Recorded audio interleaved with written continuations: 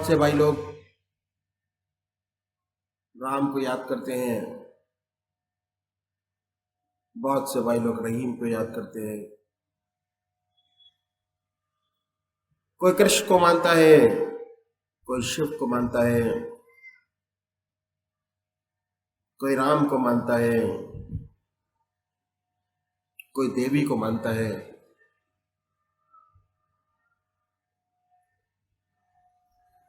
हमारा आध्यात्मिक देश है और 99% लोग परमात्मा को मानते हैं।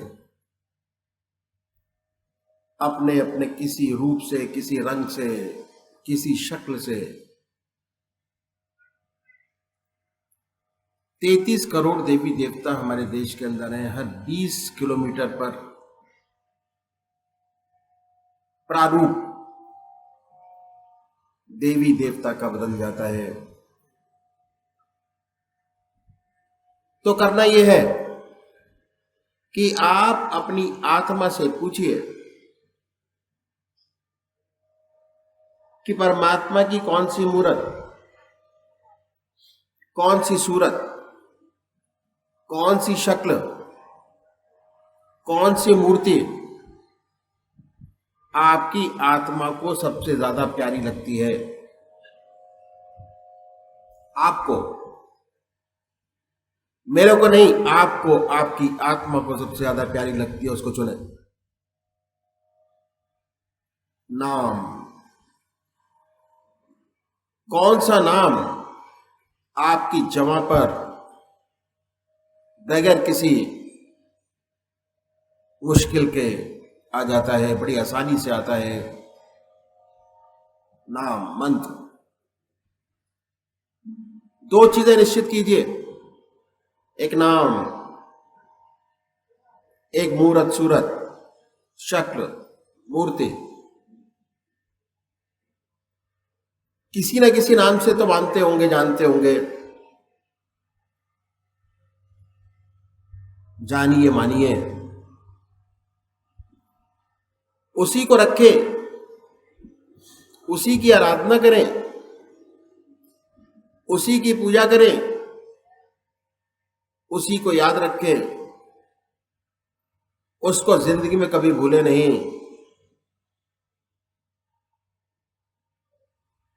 हमेशा उसी का ध्यान करें, उसी से मांगे। ऐसा नहीं कि आज आप राम की पूजा करें, कल कृष्ण की, परसों मां की, उसके बाद राधा रानी, जय श्री कृष्ण। अगर रोज रोज बदलेंगे तो पूजा का आपको विशेष फायदा नहीं होगा। पूजा का मकसद क्या है? पूजा का जो असली मकसद है वो है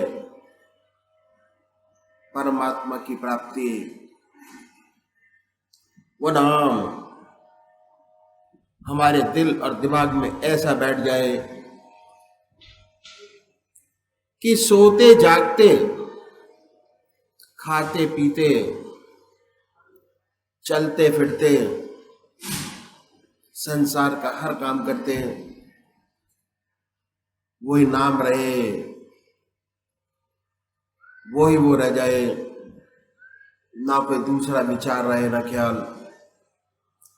इतनी प्रगाढ़ता हो जाए, इतना ध्यान हो जाए, इतनी छाप हमारे दिन के अंदर बैठ जाए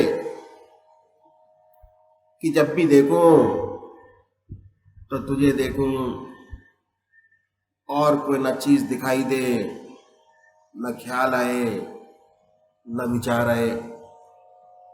तो हमने निश्चित किया कि परमात्मा की कौन सी मूर्त हमको सबसे ज्यादा प्यारी लगती है।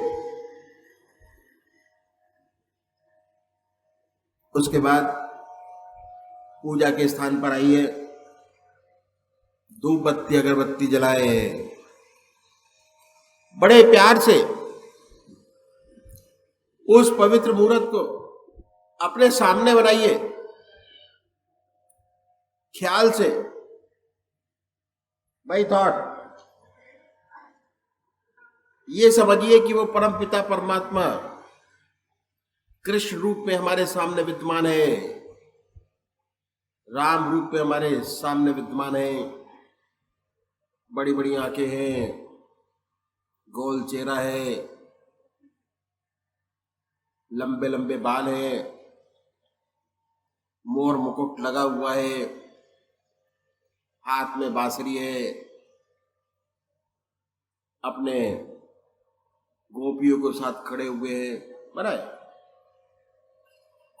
वो पवित्र भाव चित्रण,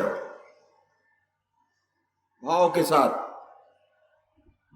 चित्र अपने सामने बनाते चले जाएं ख्याल से। मधुर क्षण है, जंगल है, बना है अपने सामने। जितनी पवित्र चित्रण आप अपने अंदर करेंगे उतनी प्रसन्नता आपको हासिल होगी, उतनी खुशी आपको हासिल होगी, उतना मन आनंदित होगा। शुरू शुरू में दिक्कत आती है, तब आप मार्केट से परचेज कर लीजिए जो चित्र आपको अपने इष्ट देव का सबसे ज्यादा अच्छा और सुंदर लगता है, ले लीजिए, पूजा के स्थान पर लगाइए, बड़े प्यार भरी निगाह से उस चित्र को देखिए, आंख मीचिए बड़े प्रेम से, और वो चित्र अपने सामने बना लीजिए, निहारिए। कितना सुंदर दृश्य है, लताएं हैं, पानी है, फूल है, पेड़ है, हरियाली है, बना है अपने सामने। और जब वो पवित्र चित्रण आपके सामने बन जाए, उस पवित्र मूर्त को अपने हृदय में उतारिए, बड़े प्यार से हृदय में देखिए। पहले सामने बनाए, सामने बनाने के बाद फिर उसको अपने हृदय में उतारिए, बड़े प्रेम से, बड़े प्यार से अपने हृदय में उतारे, उसी को निहारिए। दिल हमारा धड़कता रहता है, दिल की हर धड़कन से जो मंत्र आपका है, जो मंत्र आपने चुना है, जो मंत्र आपकी आत्मा को सबसे प्यारा लगता है, उसको सुनने की कोशिश करें। हमारे हृदय से वो नाम निकल रहा है और हम सुन रहे हैं। इतना सुंदर, इतना आनंद देने वाला वो क्षण होगा जब आप परमात्मा की याद में बैठेंगे। आधा घंटा परमात्मा का ध्यान कीजिए। हम लोग क्या करते हैं कि अगर समय की जरूरत होती है तो पूजा का समय खत्म कर देते हैं, 5 मिनट भी अपने पूजा के अपने इष्ट को नहीं देते। पूजा के समय में से सारा समय निकाल देते हैं, क्योंकि जरूरी नहीं समझते। अगर जरूरी समझें, जैसे हमारे शरीर को जितना समय भोजन करने की आवश्यकता होती है देने की, आधा घंटा दोपहर भोजन, उतना ही समय आधा घंटा अपने पूजा के स्थान पर देना चाहिए। क्यों? आत्मा का भोजन ध्यान है, परमात्मा की याद है, और शारीरिक भोजन भोजन है। हम शरीर को तो पालते हैं, अपने मन को पालने की कोशिश नहीं करते, आराम नहीं देते, तभी हमारे समस्याएं, प्रॉब्लम बनी रहती हैं, सॉल्व नहीं होती। अगर जितना समय आप भोजन को देते हैं उतना समय परमात्मा की याद में देंगे, सुंदर सुंदर विचार पैदा होंगे, ध्यान अच्छा लगेगा, भक्ति भाव पैदा होगा, मन शांत होगा, चित्त एकाग्र होगा और उसके साथ जो भी आप काम करेंगे उसमें 99% नहीं बल्कि 200% सफलता आपको प्राप्त होगी। ऐसे ऐसे काम आपसे होंगे जो आप जिंदगी में सोच नहीं सकते। सोचते नहीं। दूसरे वो भाई हैं जो निराकार भगवान के उपासक हैं, परमात्मा की मूर्ति को नहीं मानते, वो परमात्मा के नाम को पकड़े, ओम, अल्लाह, वाहेगुरु, क्राइस्ट, गॉड। अपनी आत्मा से पूछिए कि कौन सा नाम आपको सबसे ज्यादा प्यारा लगता है, उसको पकड़िए। पूजा के स्थान पर जाइए, बड़े प्यार से बैठिए, सब चीजें भुलाकर, सब चीजें बुलाइए, संसारिक और बैठिए। दिल की हर धड़कन पर जो मंत्र आपका है उसको सुनने की कोशिश करें कि हमारे दिल से ओम नाम निकल रहा है। जो नाम आपको, आत्मा को सबसे ज्यादा सुंदर और प्यारा लगता है वो निकल रहा है। सुनिए, सुनने की कोशिश कीजिए। हृदय हमारा ओम ओम कह रहा है। इतना प्रेशर उस ओम के नाम में होना चाहिए कि सांसारिक चीजें और बातें, जितने टाइम आप पूजा करते हैं, ओम नाम लेते हैं, उतने टाइम ना आए, ख्याल ना कोई विचार, ऐसे तल्लीन हो जाए, उसमें गायब हो जाए उस नाम के अंदर। तो ये है तरीका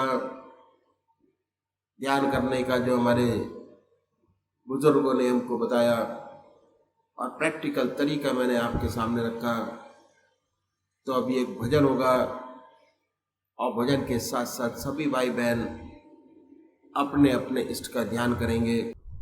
उनके संगे दर से कुछ ऐसी मोहब्बत हो गई, उनके संगे दर से कुछ ऐसी मोहब्बत हो गई।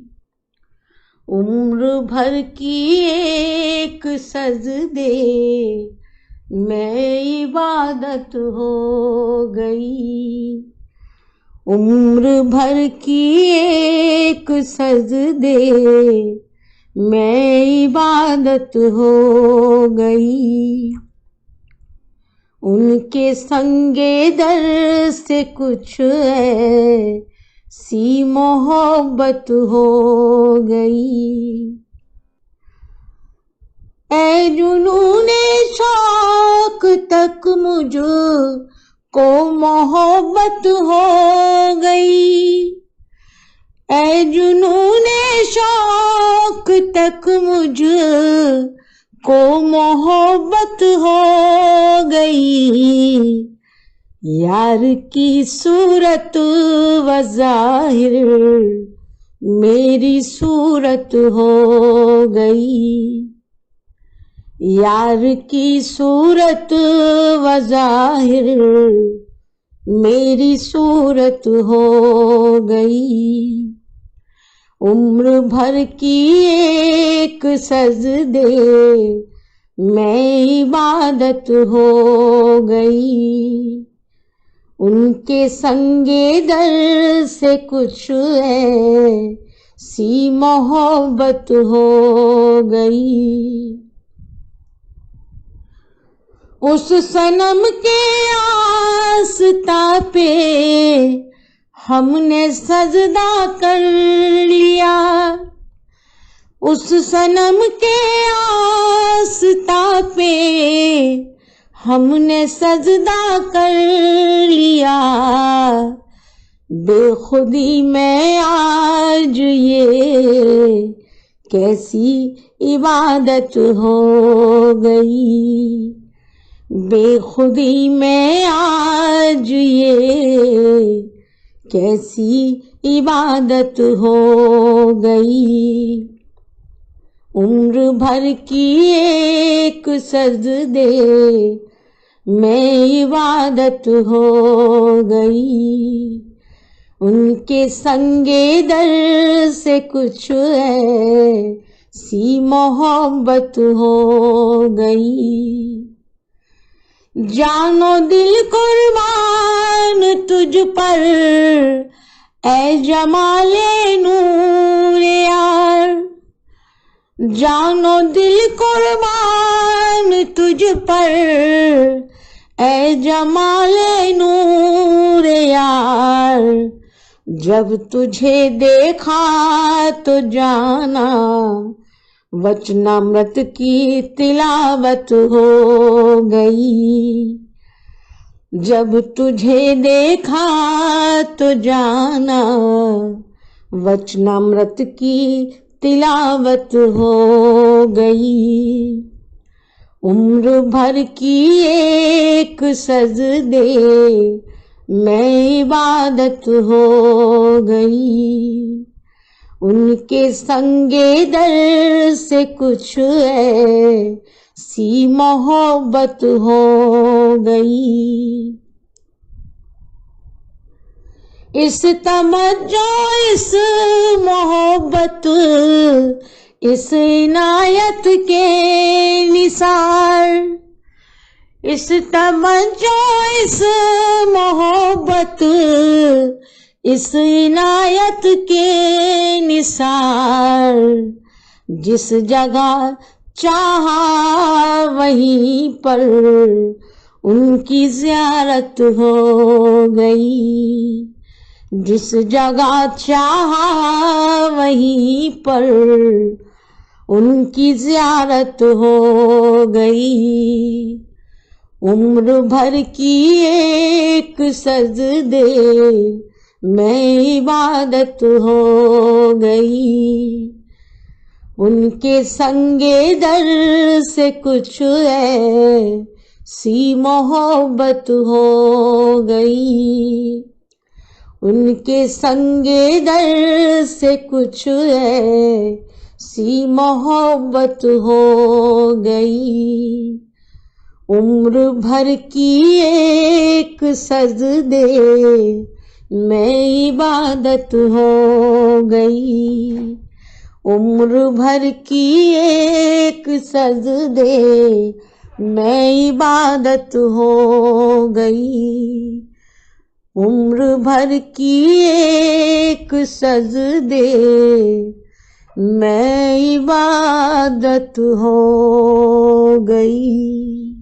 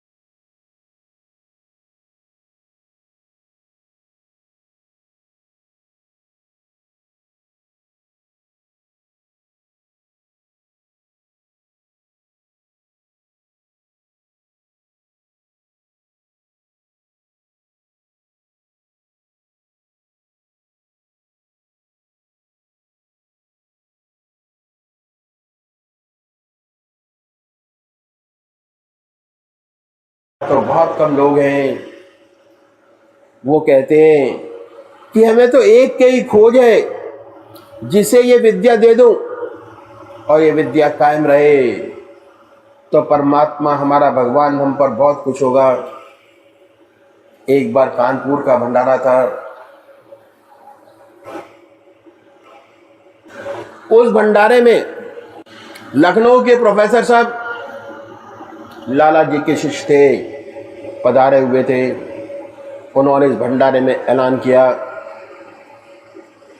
कि मेरी भाई बिजमोहन लाल जी से प्रार्थना है, अगर मान लें। बोले क्या प्रार्थना है?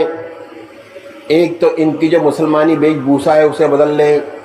सही बात है, दाढ़ी रखते थे, मुसलमानी ढंग की टोपी पहनते थे, वह भी लखनऊ सूफी टाइप की पहनते थे। दूर से ऐसा मालूम होता था कि मुसलमानी वेशभूषा है। वैसे धोती कुर्ता पहनते थे।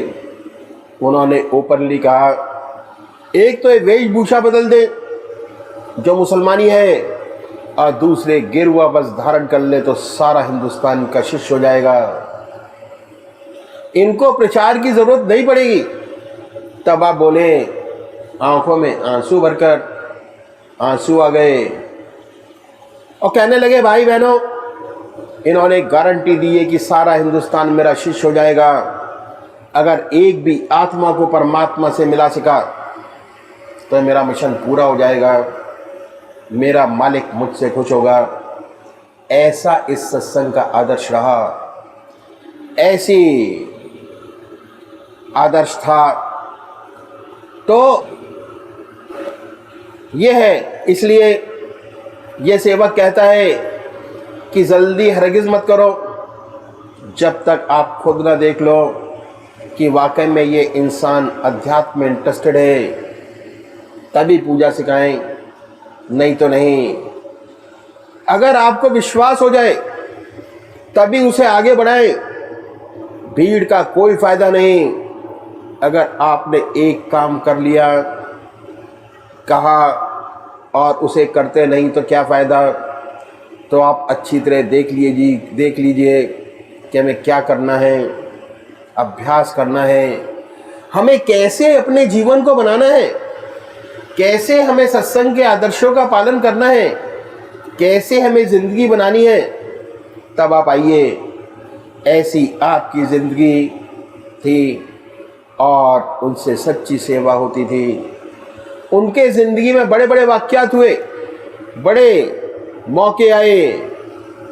सच ये है, सबसे बड़ी बात कि he was a real master, अध्यात्म के रास्ते को अच्छी तरह जानते थे और सच्ची गाइडेंस वे आपको देते थे, और ऐसी गाइडेंस देते थे कि जो भूले नहीं, याद रखें।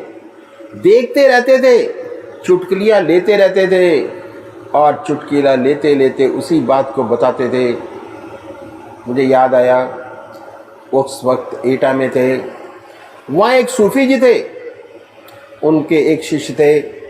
सूफ़ी जी का शरीर पूरा हो गया, उनके शिष्य को पूर्ण विद्या न प्राप्त कर सके, कुछ कमियां रह गईं। क्योंकि ये शिष्य भी एटा में थे और उन्हें सच्ची लगन थी, वह सूफ़ी जी के मज़ार पर जाकर बैठते, दुआ करते। एक रात सपना हुआ कि उनको यहाँ एक सूफ़ी जी हैं, आप उनके पास जाइए, आपका काम बन जाएगा। और स्वप्न में उनको दर्शन हुए दत्ता जी महाराज के। वे कितने ही दिनों तक इनकी तलाश करते रहे, लेकिन दत्ता जी महाराज के उन्हें नज़र नहीं आए। किसी ने बताया कि यहाँ पर एक सूफ़ी जी हैं, लगते तो मुसलमान जैसे हैं, मुसलमान भाई उनको सूफ़ी कहते हैं, और हिंदू भाई उनको महात्मा कहते हैं। फिर वे वहाँ पहुँच गए और फौरन पहचान लिया, बड़े अदाब से अपना स्वप्न आपको बताया। आपने फरमाया ठीक है, आप आया करिए। आते रहे और फैज़याब होते रहे, कोई बात नहीं, बराबर आते रहे।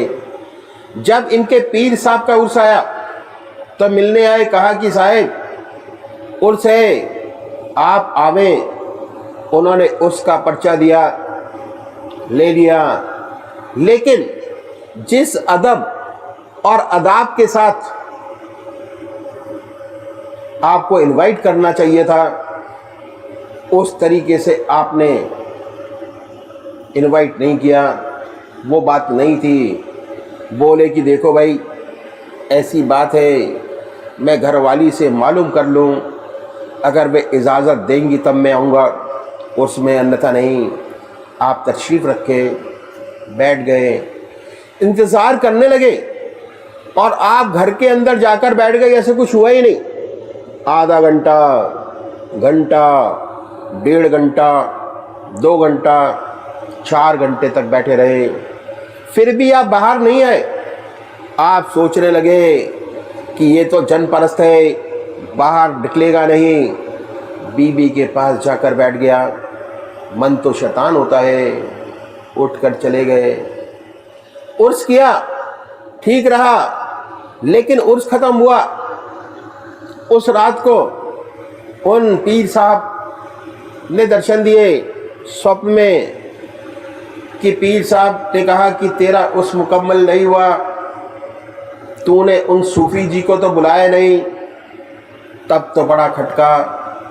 फिर हजूर के पास आए और बोले कि आप नहीं आए तो मेरा उस मुकम्मल नहीं हुआ। ऐसे मेरे पीर साहब ने स्वप्न में फरमाया। आपने कहा अच्छा, आइंदा जब दोबारा उर्स होगा तो चलेंगे। फिर ऐसे रास्ते पर डाल देते थे। बहुत ऊंची उनकी तामील थी। ये उनका तरीका था। स्वप्न से डायरेक्टली इनडायरेक्टली ऐसा सच्चा ज्ञान मिलता था, उसका इम्प्रेशन सारी ज़िंदगी नहीं भूलता, कभी जाए नहीं। ये उनकी विशेषता थी। एक बार ऐसा हुआ कि कानपुर में बैठे थे महात्मा रघुबीरदास जी महाराज, उनके पिताजी, वे भी कानपुर में थे।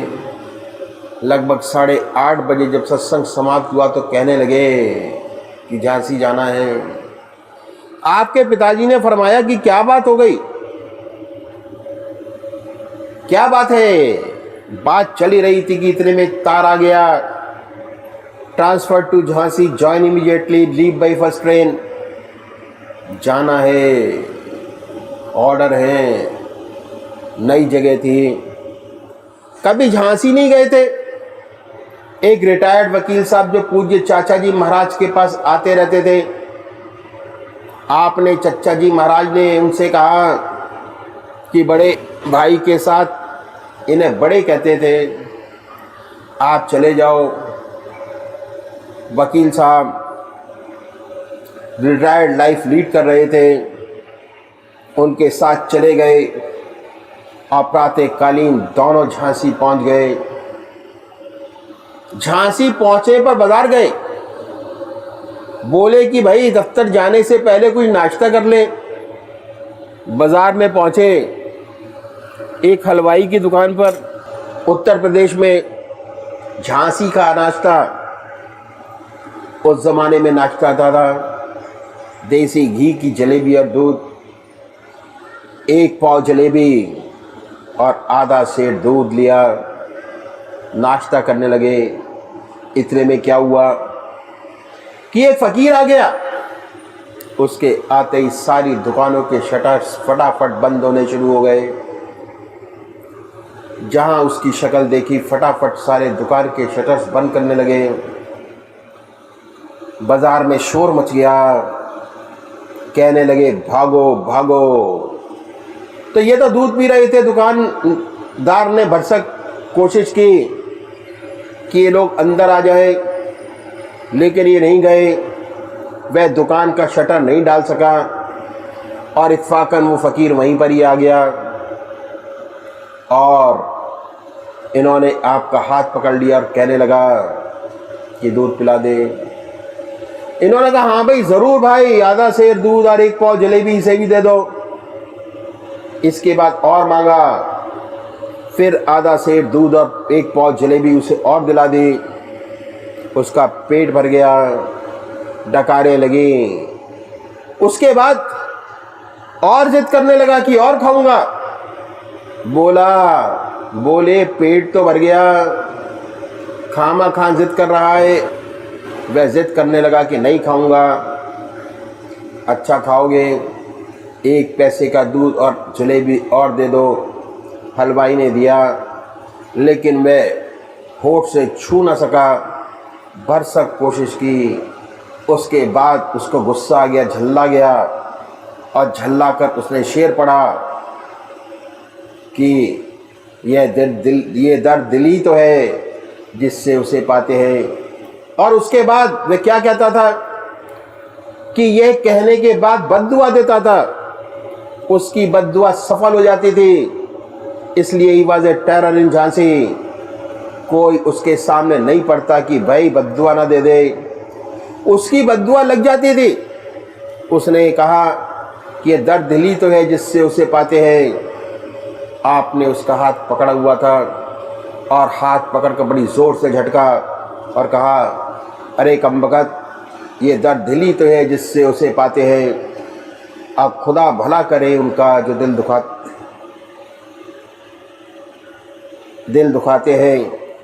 झांसी में छोटे छोटे टीले हैं। एक टीले पर चढ़ा और अल्लाह अकबर का नारा लगाकर छलांग लगा दी, शरीर छोड़ दिया। बात क्या थी? बात ऐसी थी कि वह सताया हुआ था। छोटी उम्र में उसके माता पिता का स्वर्गवास हो गया, छोड़कर चले गए। उनके रिश्तेदारों ने उसे लूटा, खसोटा, बहुत तंग किया, और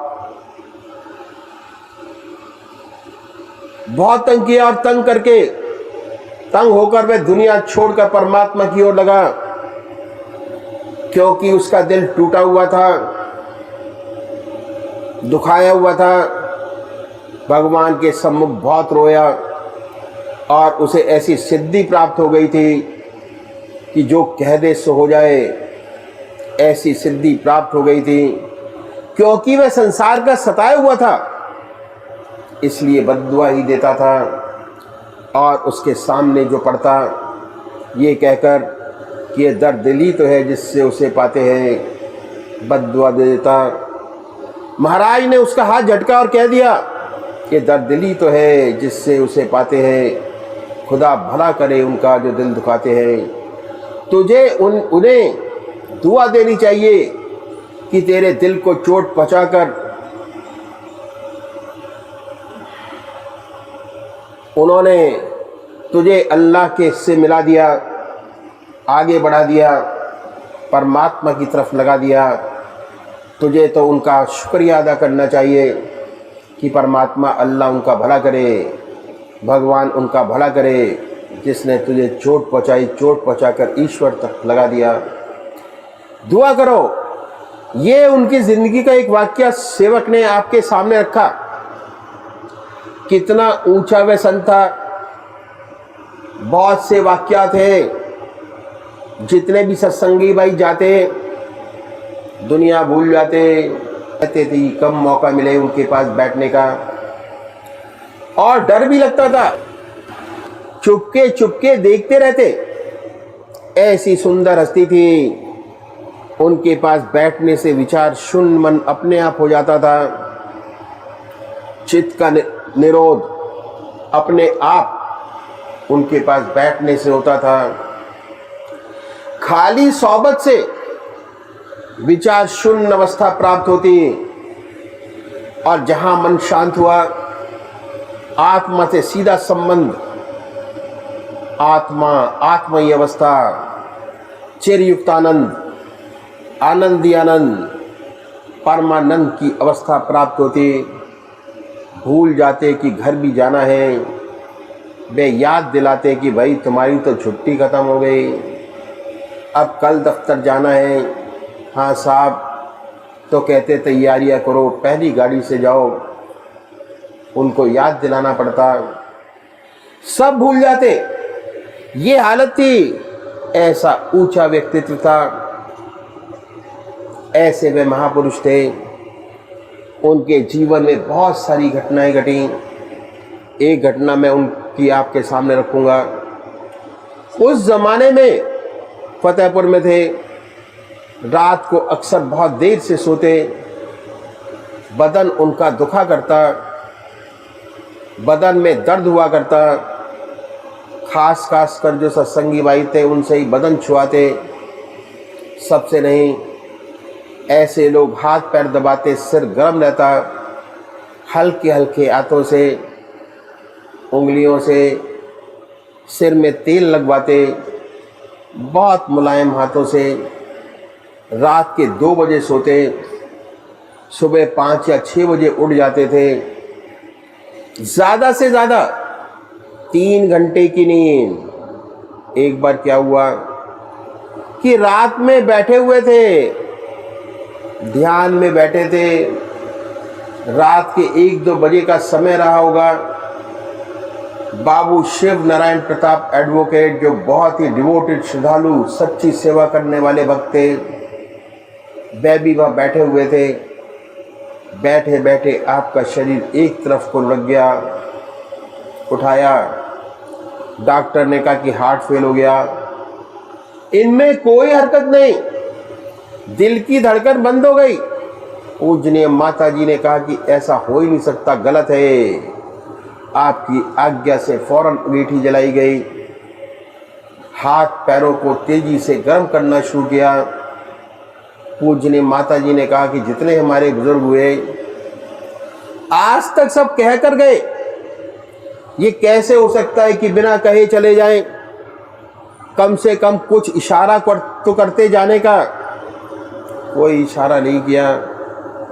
हमें विश्वास नहीं सिकाई की गई। और थोड़ी देर बाद हृदय की धड़कन शुरू हो गई। जब सुबह डॉक्टरों को पता लगा कि ये तो जिंदा हो गए, बड़ी शर्म करते हुए आए और जानते थे कि सूफी हैं। बड़ी हलचल शहर में हो गई, लोग मालाएं और फूल लेकर आने लगे। उसके बाद आपको लो ब्लड प्रेशर की बीमारी हो गई। उन्होंने अपने डिपार्टमेंट में दरखास्त देकर अपना ट्रांसफ़र यहाँ से फ़ौरन करा दिया जाए।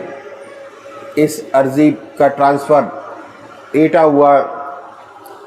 उस ज़माने में एटा में रेलगाड़ी नहीं थी। जब सारा सामान ट्रक पर लद गया तब घर से बाहर निकले। इतनी ख्याति से अपने आप को बचाते थे, किसी किस्म की ख्याति नहीं चाहते थे, इतना अपने आप को छिपाते थे।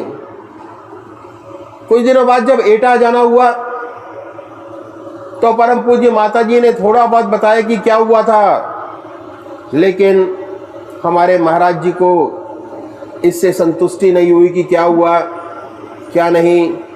रात को सोने के बाद जब सुबह उठकर गए चरण छूने तो श्री सद्गुरुदेव जी महाराज के तब परम पूज्य माता जी ने अपना स्वप्न सुनाया। बोली कि रात को हमने स्वप्न देखा। बोले क्या स्वप्न देखा, सुनाओ। तब सब स्वप्न सुनाया।